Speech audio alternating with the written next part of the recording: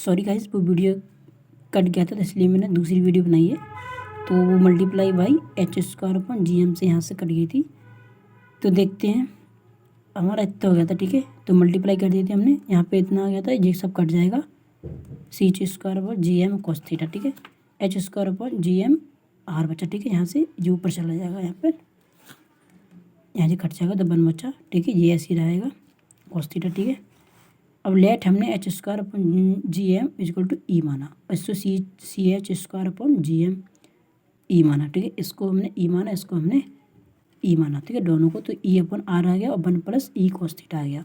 तो which is equation of conic section and its eccentricity, ठीक है।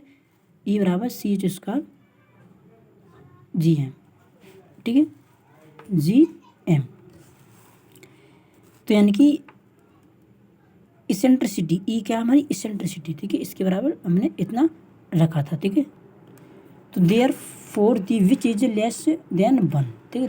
तो लेस देन कितना 1, therefore the conic section of planet is elliptical, ठीक है। तो अतः सूर्य के चारों ओर परिक्रमा करने वाले ग्रह का पथ, ठीक है, ग्रह का पथ दीर्घवृत्ताकार होगा।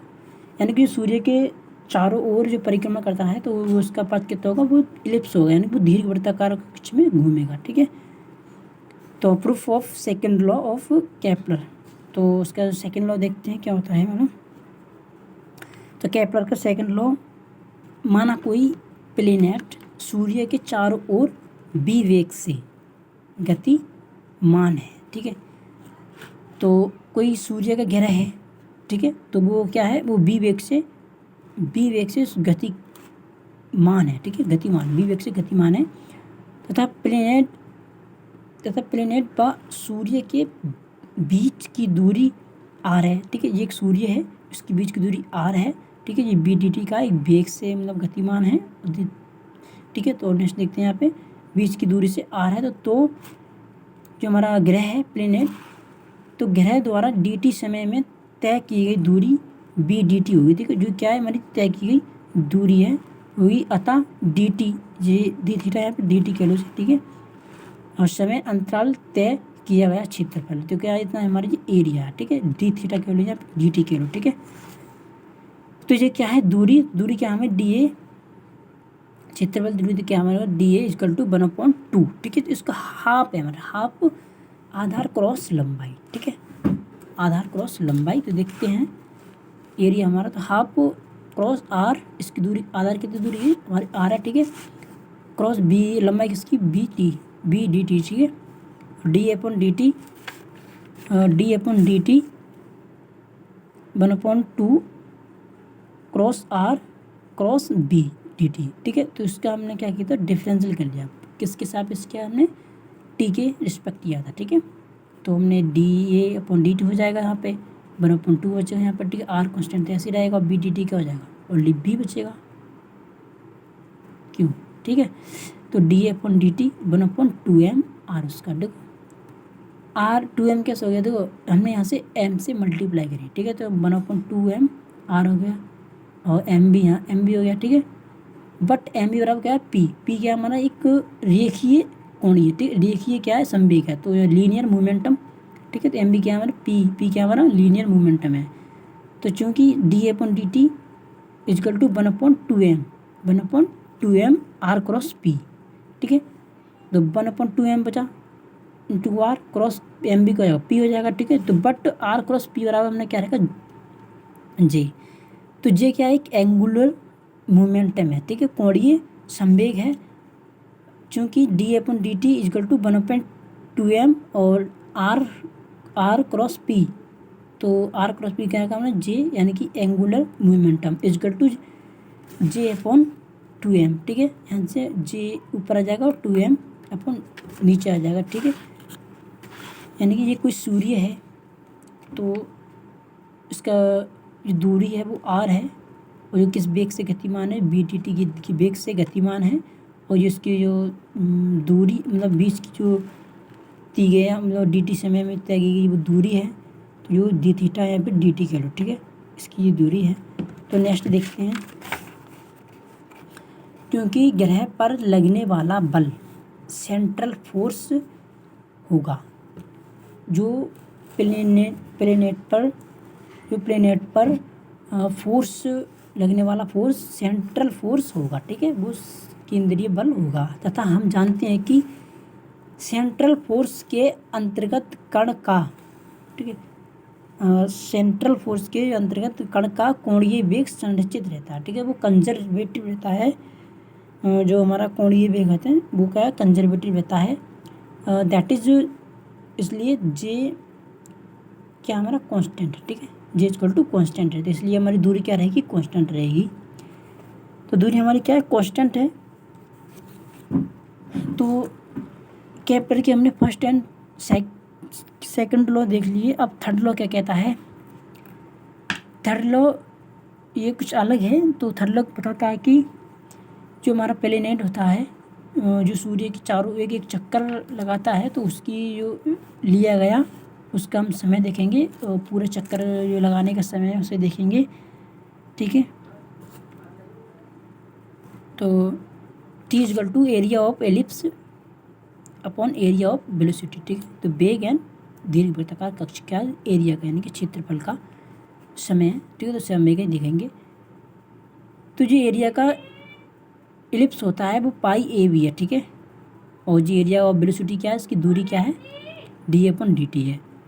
तो वेयर ए एंड बी, ये यहाँ पर क्या है, यहाँ सेमी मेजर एक्सिस, ए क्या है हमारे semi major axis and B क्या है हमारी सेमी मेजर एक्सिस, ठीक है। यहाँ पर हमने दोनों को लिख दिया, semi major axis and semi major axis, ठीक।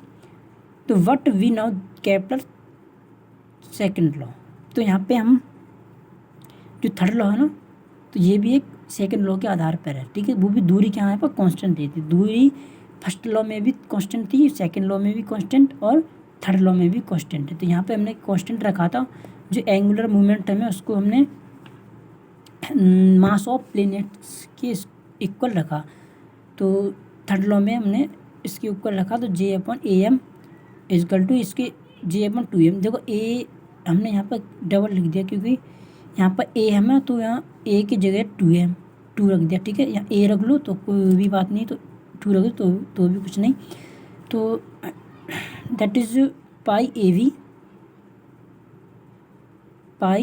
ए वी यानी कि जे वाला pi A V upon D A T T की वैल्यू हमने यहाँ से रखी, तो जे अपॉन टू एम, ठीक है। और टू एम ऊपर पहुँच जाएगा यहाँ से, तो T equal to two pi M A V, ठीक है। यहाँ से ऊपर पहुँच गया, जे नीचे रहेगा।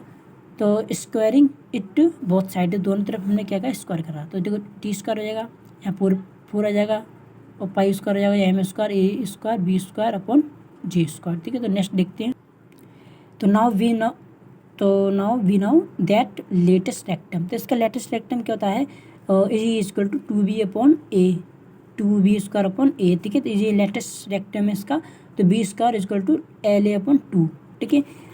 ई इक्वल टू हमने क्या रखा, टू बी स्क्वायर अपॉन ए रखा, और बी स्क्वायर हमने क्या रखा, एल ए अपॉन टू रखा, तो ठीक है। तो सो एब इक्वेशन बी कम, तो इक्वेशन देखते हैं। तो T square equal to four pi square, ठीक है। तो एम स्क्वायर ए स्क्वायर, तो हमने बी स्क्वायर के बराबर कितना रखा, यहाँ कितना है, एल ए अपॉन टू है, तो हमने एल ए अपॉन टू रखा बी स्क्वायर का, और जे स्क्वायर ऐसे रहा, ठीक है। T square four pi square M square, और एल है तो एल यहाँ के दिया, एल हमारे यहाँ पर आ गया, और जो टू है इसकी मल्टीप्लाई कर दूँ, तो इसकी मल्टीप्लाई करी तो टू जे स्क्वायर आ गया, और जो ए थ्री हो जाएगा, यहाँ पर ए थ्री हो जाएगा, क्योंकि ये वाला ए है ना, इसकी मल्टीप्लाई हो जाएगी ए स्क्वायर से, तो ए क्यू हो जाएगा।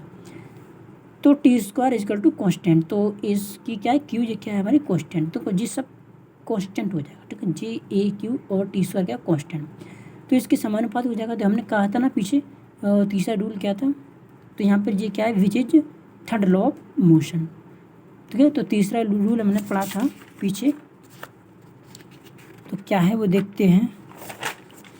तो वो है हमारा ये है कि किसी भी ग्रह को अगर सूर्य के चारों ओर एक चक्कर लगाने में दिया गया समय का वर्ग, ठीक है, हमने कहा था टी स्क्वायर वर्ग अर्थात परिक्रमा काल का वर्ग, ठीक है। और टाइम बोलो तो टाइम टी स्क्वायर वो अर्ध दीर्घ अक्ष के तृतीय घात के समानुपाती होता है। ठीक है, तो वो हमारा ए क्यू था वो अर्ध दीर्घ अक्ष के तृतीय घात के समानुपाती था। ठीक है, तीसरा नियम ये बोला था, तो यहीं पे ये आता था टी स्क्वायर समानुपाती ए क्यू। ठीक है, ऐसे ही हमारा पहला नियम था। इसके सभी ग्रह के चारों ओर दीर्घ वृत्ताकार कक्षाओं में घूमती हैं। ठीक है, तो जो हमारा सूर्य है क्या है, इसके चारों कक्षाओं में कैसे घूमते हैं, इलिप्स के आकार में घूमती हैं। ठीक है, जिसके फोकस पर क्या होता है, सूर्य स्थित होता है। ठीक है, ऐसे ही हमारा सेकंड लॉ था कि किसी भी ग्रह को सूर्य से मिलाने वाली जो रेखा होती है वो समान समय में समान दूरी तय करती है। यहाँ पर क्षेत्रफल एरिया तय करती है, अर्थात ग्रह की क्षेत्रफलीय चाल नियत रहती है। ठीक है, तो वो हम सब कांस्टेंट रहती है। तो वो कांस्टेंट तो तीनों रूल में जो केपलर के 3 नियम है वो तो कांस्टेंट दूरी तीनों नियम में कांस्टेंट रहती है। ठीक है, तो हमने क्वेश्चन बताया था। तो नेक्स्ट वीडियो में देखते हैं कि नेक्स्ट इम्पोर्टेंट क्वेश्चन होगा। तो आप वीडियो को लाइक एंड सब्सक्राइब कर दें ताकि जो नेक्स्ट वीडियो आए वो आपके पास पहुंच जाए। ठीक, धन्यवाद।